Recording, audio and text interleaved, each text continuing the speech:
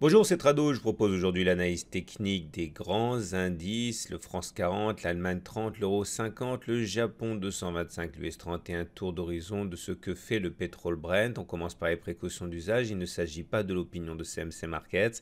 Il ne s'agit que d'une analyse technique proposée par Tradosor. Cela ne suffit pas en tant que tel à prendre position. C'est informatif et à portée pédagogique et il faut impérativement avoir votre propre opinion récupérée ou construite à l'aide d'un professionnel pour savoir si les CFD sont adaptés à votre profil de risque. Alors on va commencer par euh, le, le France 40, hein, le France 40 qui est donc l'équivalent du CAC 40 en CFD chez CMC Markets.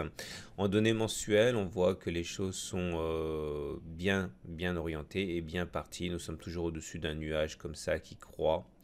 Et le rebond sur les 5090, 5100 ici s'est opéré de la plus belle des façons, de manière très classique. Cette zone a joué un rôle de résistance, elle a été cassée, elle a changé de polarité, donc devenue support.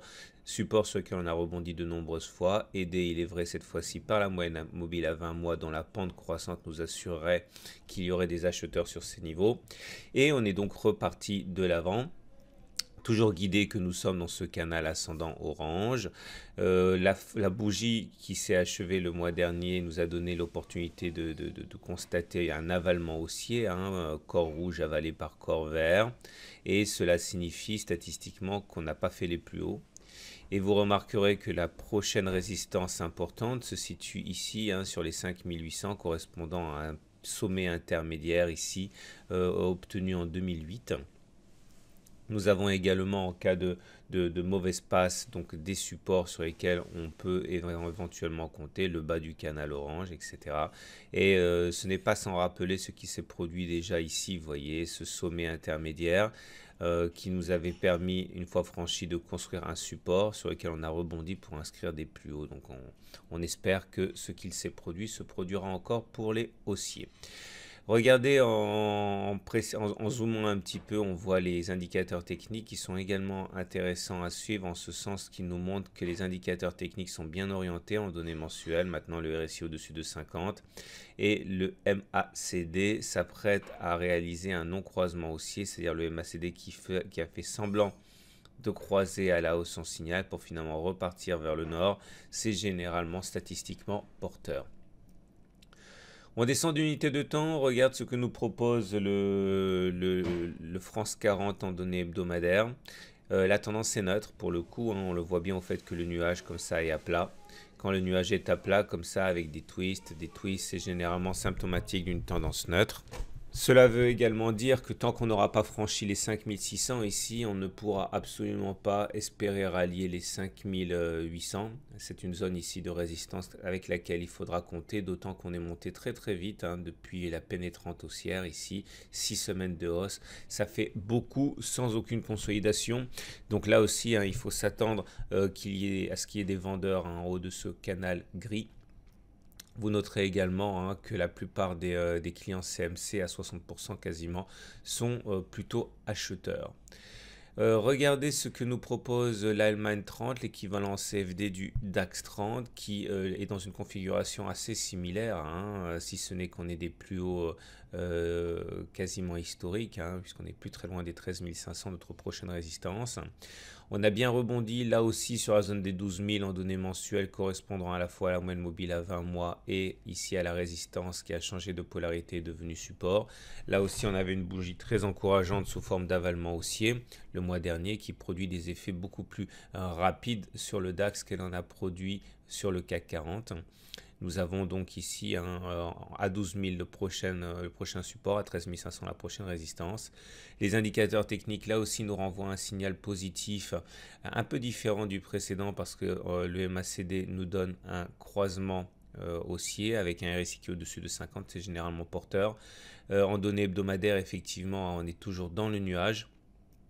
On est en train d'essayer de s'en extraire, mais globalement, on est en tendance neutre en données hebdomadaires et on le sera tant qu'on n'aura pas réussi à s'extraire, hein, de la résistance ici, hein, à 13 600 à peu près. Le consensus des acheteurs est légèrement haussier.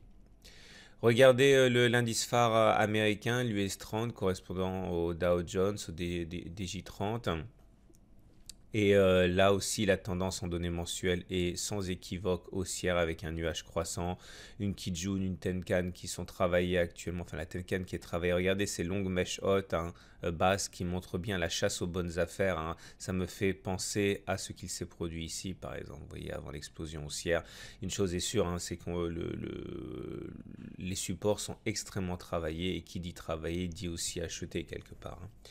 Donc c'est haussier, et en données hebdomadaires par contre, si la tendance est haussière au regard du nuage qui est toujours, on va dire, croissant, on voit que sa pente s'annule, le nuage s'aplatit.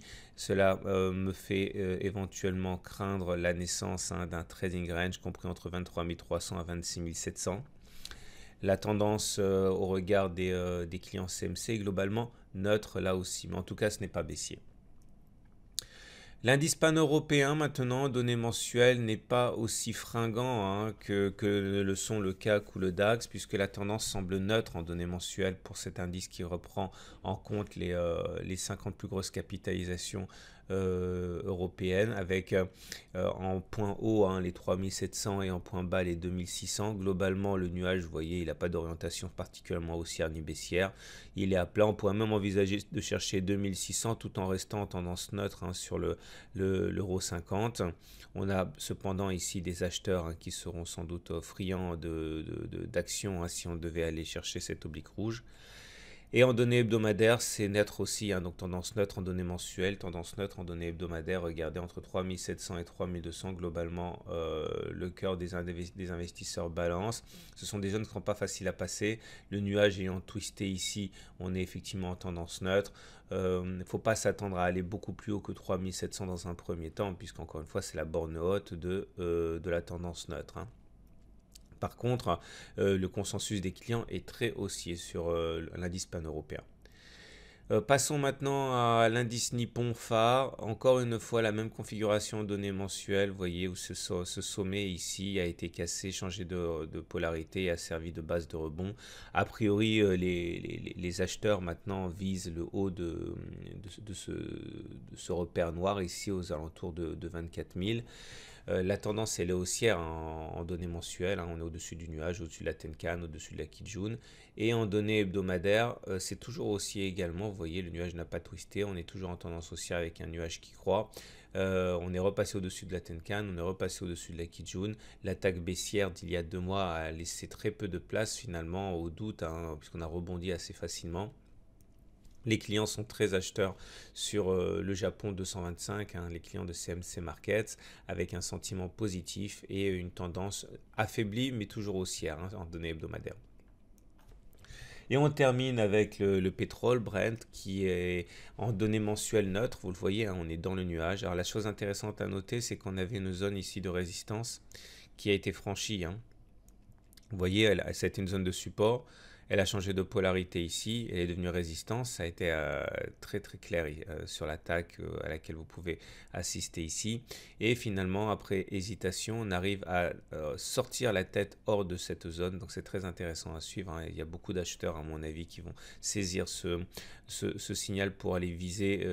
Eh bien, dans un premier temps, on a la SSB qui ne va pas être facile à passer, hein, mais si on passe la SSB derrière, le contact avec la résistance noire semble un scénario plausible.